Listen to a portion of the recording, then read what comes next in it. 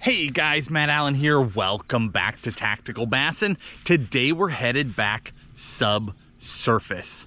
We're going to do some underwater bass fishing and watch how fish interact and what causes them to strike different lures. We're going to watch how they interact with swim baits, with jigs, with jerk baits, and even an underwater perspective on how they interact with a topwater.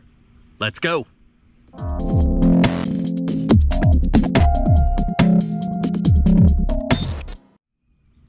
The other day, Tim did a great underwater video. It was a handful of different worms rigged different ways with bass interacting with them. And it had been a few months since we had done an underwater video.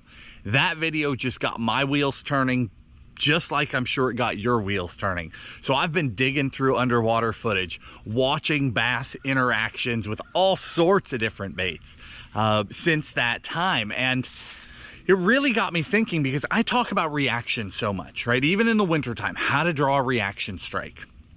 So I started watching clips and watching those reaction strikes. And today I've got a bunch of footage for you. To kick it off, I want to look at how fish act when they're fired up. So there's just a couple of clips here of bass that don't need to react. These fish were already amped up. This is a fish eating a Whopper Plopper. This is a fish reacting to an S-waver that's doing nothing. You talk about the drawing power of a swim bait. There's just a swim bait in the water column and a huge bass just mauls it. And then finally a smallmouth just running down a jig. When these fish are aggressive, nothing will stop them.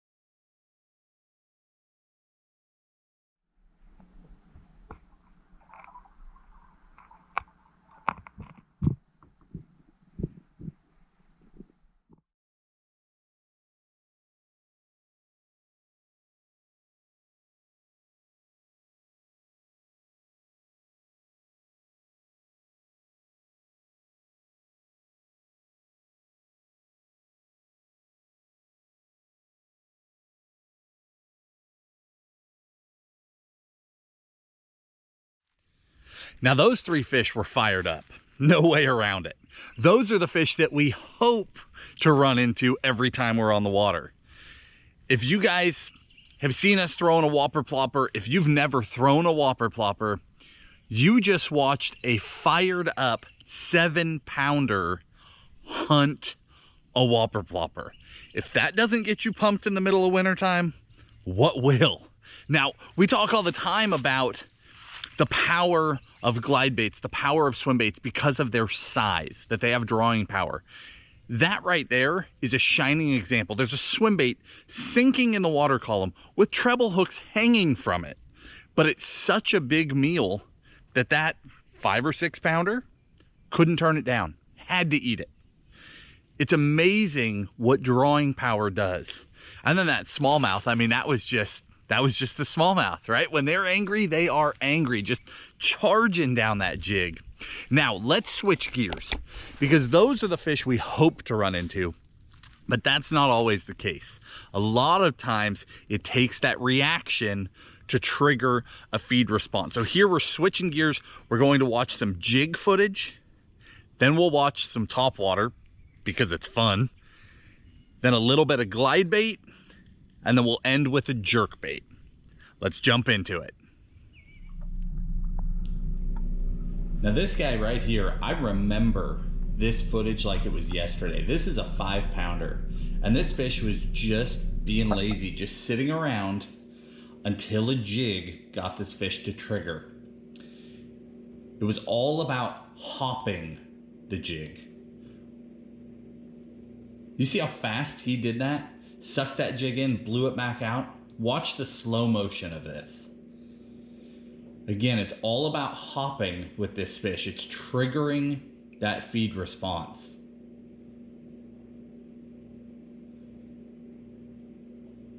You've got his attention, but he lets it go until it hops.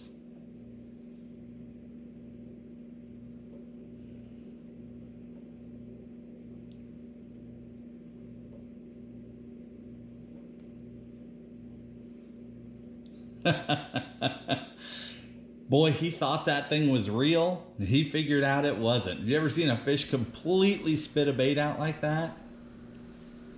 Now this guy here, this is a big fish. This fish is probably high 5s and he's skinny. This fish could have been 6 or 7 pounds. So if you saw that there, he just kind of came up to that jig and just grabbed it by the tails. He wasn't very into it, not that interested, enough to kind of sample it going by, but that was it.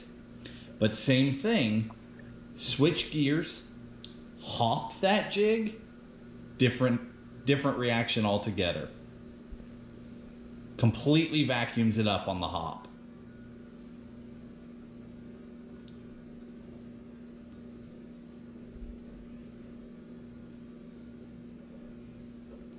This is why we're always talking about working those jigs aggressively. Now, it doesn't just apply to jigs. This is a rover. This is a topwater bait. Man, that happened quick. It's a walking topwater. And something about walking a topwater, those fish just come unglued. A perfect headshot on that bait. And then he came off. Oh, that's brutal. This is a different clip. This is a different fish. Same reaction though. By the way, we'll link all these baits down in the video description, everything you're seeing, because obviously you can't tell what they are in this, but we'll link the exact baits for you, the colors and everything. Same thing though, perfect headshot. Neither one of those fish ate the back of that bait. They hit it right in the head. Now this is a Whopper Plopper. These fish are together to school. Man, that schooling mentality, that's when those reactions just get crazy. These fish play off of each other. When one gets interested, see that head turn? The other one says, no, you're not taking that from me. And he's on it.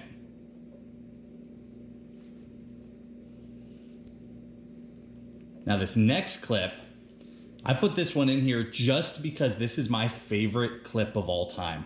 This is pure bass aggression. What's coming up is a popper. Okay, and when this fish eats this popper, a larger fish just ambushes him. That bigger fish is not trying to get the bait. He's not trying to eat. It's a pure headbutt. Watch this in slow-mo. He just took that smaller fish and threw it into the air because it beat him to the meal. Here it comes.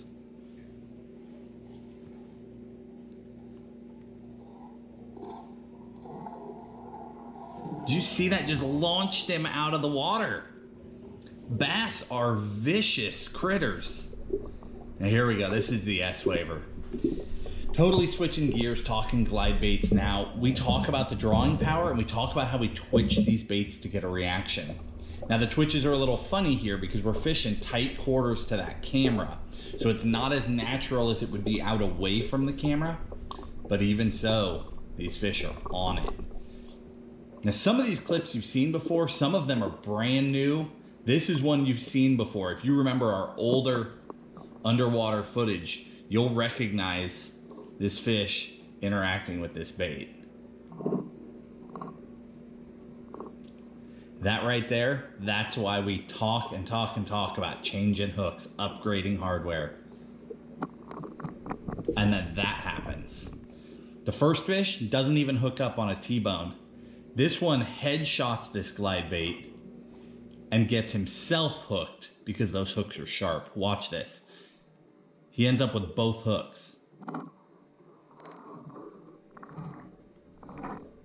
That's the difference when you upgrade your hardware. Have sharp hooks, have the right hooks. Huge difference. Now here we've switched gears to jerkbaits.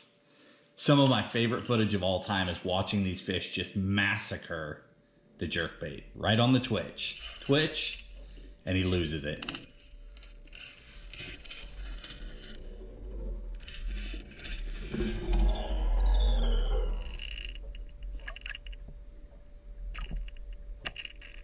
Same thing. Twitch, twitch, pause. Let that bait hang there. Twitch again. It's brutal. They just cannot resist that. Again, it's drawing that feed response. It's triggering a reaction. Look at him coming up slow. Twitch, and it's over. You can do this with jerkbaits. You can do it with crankbaits. You can do it with A-rigs, glide baits. Did you see that? It happened fast. There was a final twitch in there when that fish just all out committed. Watch it right before the strike. That's a jackal re-range. I recognize that in a heartbeat. He's coming, and then watch that final twitch.